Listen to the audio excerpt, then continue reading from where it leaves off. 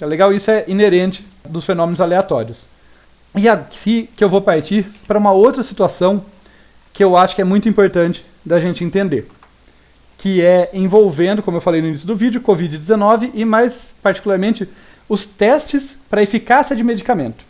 Tá? Aqui eu já vou deixar claro que eu estou fazendo uma simplificação muito grande, porque nessa brincadeira, nesse modelo que eu construí com vocês, em que eu falo de uma probabilidade de sucesso ou fracasso, né, choveu ou não choveu, já não estou no cenário que é típico dos testes de medicamento, em que eu tenho um grupo de controle. Tá? Mas eu vou manter essa simplificação, vocês vão entender que vai ser útil para a gente essa simplificação, para entender uma situação que, mesmo com a simplificação, já é complicada. E o que vai mudar agora, que além da semântica, tá? Em relação ao exemplo anterior? O que vai mudar agora é que eu não vou só aumentar o número de testes. Na verdade, eu vou manter fixo o número de testes por lote, tá? Por lote ou por estudo realizado com certo medicamento, por exemplo. E eu estou pegando aqui um valor pequeno, 10, por exemplo. Por quê? Porque situações de teste de medicamento, como na situação que a gente vive já há mais de ano aí em relação à pandemia, você tem muita gente nas UTIs, muita gente em situação grave, em que os médicos, pesquisadores, profissionais de saúde vão tentar medicamentos e vão monitorar para ver o que acontece, até para ver se, olha, né, você tentou alguma coisa e teve uma taxa de sucesso grande, estudar mais a fundo aquele medicamento. Então eu estou pegando essa situação por quê? Porque 10 não é um tamanho muito fora para uma UTI. Mesmo um hospital grande, às vezes, ele tem muitos leitos em vários setores diferentes, mas numa UTI ele tem tamanho 10. Tá? Claro, pode ter hospitais com outros tamanhos, mas só para simplificar nosso modelo, essa é a ideia. Eu estou pensando, olha, um lote aqui seria um estudo feito numa sessão de um hospital. E o número de testes, um lote é o número de pacientes que eu pude acompanhar, que estavam lá numa situação internados e eu pude dar um medicamento e ver o que acontecia. E o limiar aqui vai ser 50%. Tá? Eu vou colocar uma situação, como falei, simplificando, em que, se a gente não fizer nada, a chance de melhora, de recuperação daquele paciente é 50%. A ideia, né, para facilitar a historinha na cabeça de vocês, que esse paciente já é uma paciente grave, então uma vez que ele foi para UTI, ele tem, chutando aqui, 50% de chance de recuperar, 50% de não. E daí, eu vou brincar com alguns testes para a gente ver como que a gente leria esses resultados. Tá? Então, novamente, aqui o código, ele fica aqui, vocês podem pausar o vídeo e verificar, mas basicamente igual ao código anterior, exceto que agora eu faço por lotes. Tá? Então eu vou fazer um monte de testes aqui em um determinado lote e eu vou acumulando eles no final. Tá? Então quando acaba aqui, ó, um determinado lote, eu somo no total de testes, total maior do que o limiar, menor do que o limiar, né? Quer dizer, recuperou ou não recuperou na nossa semântica aqui, eles para a gente ter a noção da visão por teste, por estudo, melhor dizendo, e da visão global. Tá? Para vocês verem que não estou fazendo nada muito fora, no início que eu vou falar que eu tenho um único teste, um único estudo acontecendo. E vamos ver o que acontece aqui. Olha só. Então aqui, olha só teve o lote 0 aqui, quer dizer, só os resultados de um estudo, foi tudo que eu rodei, com 10 pacientes, e cada um com 50% de chance de recuperação, que era o limiar ali. E eu tive 70% dos pacientes se recuperando. Tá? Pelo mero acaso. Do mesmo jeito que quando eu tinha na situação anterior 50% de chance de chover, de vez em quando chovia mais, de vez em quando chovia menos. Tá bom? Olha aqui, rodei de novo, mesmo código, 30%. Mas eu não vou ficar fazendo isso repetidas vezes, eu vou colocar já um lote um pouquinho maior aqui. Eu vou colocar 10 lotes. Tá? Então vamos olhar agora para 10 estudos e ver o que acontece. Tá? Deixa eu aumentar aqui o espaço para vocês enxergarem. Dá Enter e rodar de novo. Olha só. Não estão todos os lotes aparecendo aqui, mas o que a gente já consegue ver? Olha, em todos eles foram 10 pacientes com 50% de chance de recuperação. E o que a gente viu acontecer? Olha só, nesse aqui 40% se recuperaram. Nesse 80%. Nesse outro 80%, nesse aqui apenas 20%. O que são esses números, gente? São o acaso acontecendo. Tá? São simplesmente o acaso. A chance de recuperação era 50% em todos eles, mas em alguns lugares deu um valor bem mais alto, em outros bem mais baixo. Quando a gente olha para os números grandes, olha só, total de 100 pacientes condensado isso, 53% dos pacientes se recuperaram. Quer dizer, já não está muito fora. Por quê? Porque no total são 100. O erro já não é tão grande. Aqui, olha só, já deu até um erro maior, 43. Mas nada fora, porque 100 pacientes não é um volume tão grande como a gente já tinha visto antes. Eu vou aumentar o lote para 100 agora. E vamos lá, olha só. Com 100 lotes, agora a gente não vai olhar todos, mas vamos olhar só os últimos aqui para ver.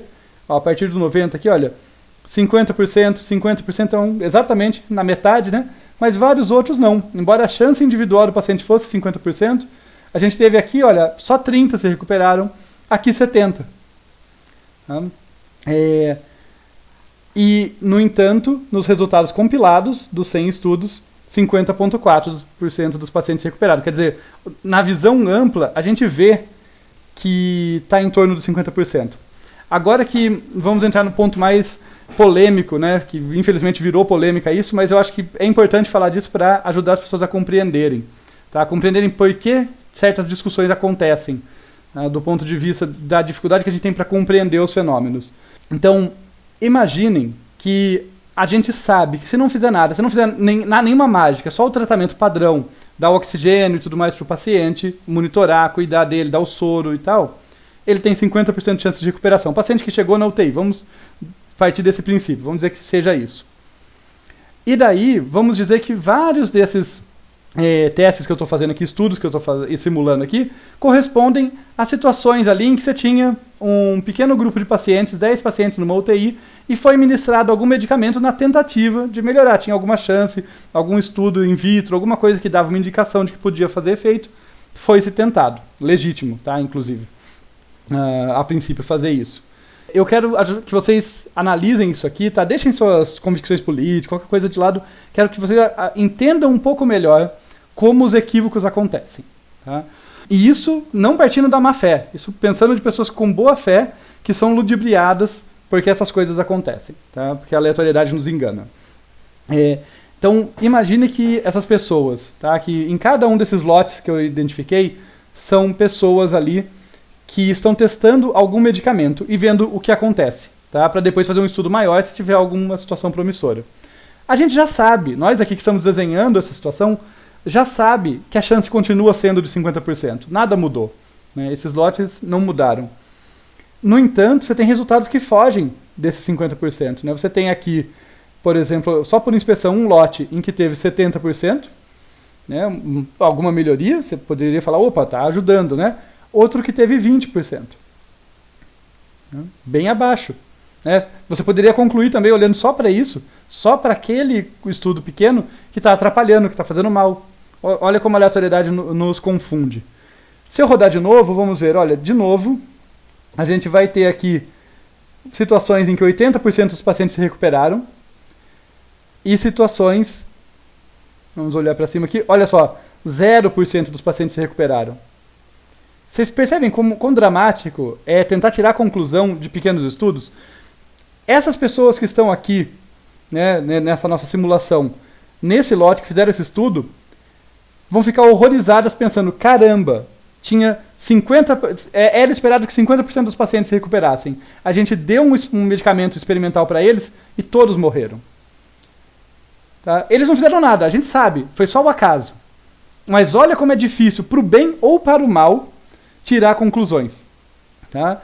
Se não ficou claro o bastante que é difícil, eu vou fazer mais um ajuste aqui. Eu vou colocar 1000 estudos aqui, tá? Vou aumentar o número de estudos, e eu vou desativar a impressão completa e vou ativar uma impressão especial, que para mim que só vai imprimir os casos que forem maiores ou iguais que 90% de melhoria ou menores ou iguais a 10%. Para a gente ver se isso acontece. Está em 1000 estudos. Olha só. Parece que acontece, né, gente? Então, observem, de 1000 estudos, em que a gente sabe que a chance era 50%, a chance de cada recuperação aqui era 50%. Se vocês não acreditam em mim, olhem aqui na média. Tá? A média em torno dos 50%, como a gente viu no caso anterior. 10.000 pacientes e a média deu ali um errinho um pouco maior do que 1%. Tá? Dentro do esperado, até em comum, que saia aqui de fora do 1%, como eu comentei com vocês, para esse volume, mas pode acontecer nada fora, nada muito longe. Agora, se coloquem na posição das pessoas que estão olhando parcialmente para isso aqui. Se coloquem na posição do grupo que ministrou um certo medicamento para os seus 10 pacientes e todos se recuperaram.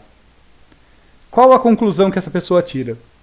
qual a convicção intrínseca que ela fica, ainda mais se ela não tiver uma educação científica bem definida, em que ela sabe, isso que eu estou comentando com vocês aqui, que a aleatoriedade nos engana, que não dá para a gente generalizar a partir de estudos pequenos. Estudos pequenos servem, quando muito, para a gente fazer primeiras amostras e depois testar em estudos maiores. Tá? Porque notem, é fácil a gente se convencer. Se você olhar só para cá, concentra aqui por um instante, é fácil se convencer que, opa, não é possível que essas 10 pessoas tinham 50% de chance e todas elas se recuperaram, todas deram a moedinha da sorte lá, para as 10. Improvável, né? Sim, é improvável, mas no meio de tantos estudos, isso acontece. Acontece o contrário também. Olha quantos casos aqui em que só um se recuperou. As pessoas que ministraram esses nossos estudos simulados estariam convencidas de que elas fizeram mal. E também não é o caso. Né? Quando a gente olha para os grandes números, a gente vê que, olha, não é uma diferença muito pequena. Se sem fazer nada era 50%, né? Como eu falei, aqui não tem o grupo de controle. Então a gente parte do princípio que a gente tem esse grupo de controle feito em outro lugar e a gente sabe. Sem fazer nada é 50%. Não deu muita diferença. Deu uma diferença pequena ali, que não é estatisticamente significativa, embora eu não esteja colocando ferramental aqui para atestar isso. Mas próximo ali, 1 e pouquinho % de erro. Se a gente repetir de novo, vocês vão ver, olha, de novo. Olha aqui, todos os pacientes aqui não se recuperaram, tá? Nesse teste. Isso significa o quê? Significa que a aleatoriedade tem dessas coisas. Tá? Significa que a gente não pode tirar a conclusão de estudos pequenos.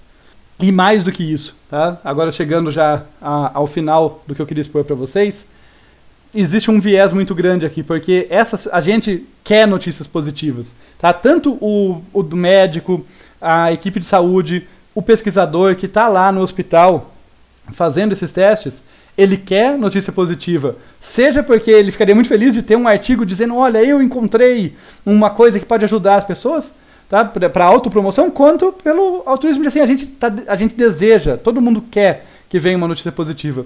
Então é claro que essas pessoas aqui, quando virem esses resultados, vão publicar e vão dizer, nossa, olha só, vocês estão negando que tem um resultado, olha só, meus estudos, aqui tem vários estudos pequenos, e que vão surgir em maior número do que os estudos mostrando que não me ajudou. Porque muito provavelmente essas pessoas aqui vão ficar embaraçadas, vão se sentir constrangidas, até culpadas, e não vão publicar isso. Muito provável que não publiquem. Então, acontece esse fenômeno. Quando você tem um volume muito grande de pessoas, e pensem nisso, tá? Existem dezenas de milhares de universidades ao redor do mundo. Tá? Universidades, que normalmente são associadas a hospitais, não são faculdades específicas de um tema, universidades. Existem mais do que isso de hospitais que têm condição de ter uma UTI e fazer uns testes ali, pelo menos um estudo preliminar. Imaginem se não houve, tá? Como na minha simulação aqui, dezenas de milhares. Na minha eu estou supondo milhares de estudos pequenos, né? Milhares de lotes pequenos. Imaginem numa situação de pandemia, se é absurdo supor que dezenas de milhares de estudos foram realizados, e com dezenas de milhares de estudos sendo realizados, e a gente filtrando pelos resultados bons, porque é esse que a gente quer, se é tão estranho que existam estudos pequenininhos, atestando que, olha, testei tal medicamento numa UTI, e um monte de gente melhorou, a maior parte das pessoas melhoraram, né? Como vocês podem negar isso? Eu posso negar isso porque quando eu faço um estudo grande, eu vou ter esse tipo de resultado. Olha só, veja que era aqui que eu queria chegar. Tá? A aleatoriedade nos confunde num tanto que eu estou apresentando para vocês aqui o mesmo conjunto de resultados. Não são um conjunto separado, falar, não deu sorte, não deu azar. No mesmo conjunto de resultados, quando eu olho para o todo, 50,3% de recuperação. Muito próximo dos 50% que é o esperado. Quando eu olho para casos específicos, fracasso retumbante ou sucesso igualmente retumbante, ambos falsos, ambos mera obra do acaso. Tá bom? Então, com isso, eu gostaria que vocês entendessem duas coisas.